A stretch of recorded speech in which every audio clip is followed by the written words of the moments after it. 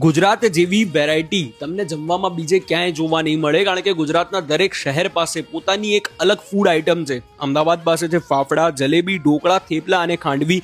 સુરત પાસે છે લોચો, ઊંધિયું, ખાવસા અને સુરતી ઘારી. વડોદરા પાસે છે સેવ ઉસળ. ભાવનગર પાસે છે વણેલા ગાંઠિયા. કચ્છ પાસે છે કચ્છી દાબેલી. જામનગર પાસે છે તીખા ઘૂઘરા. વલસાડ પાસે છે ઉંબાડિયું. ભરૂચ પાસે છે ખારી સિંગ. નડિયાદ પાસે છે પફ. રાજકોટ પાસે છે લીલી ચટણી. ડાકોર પાસે છે ગોટા.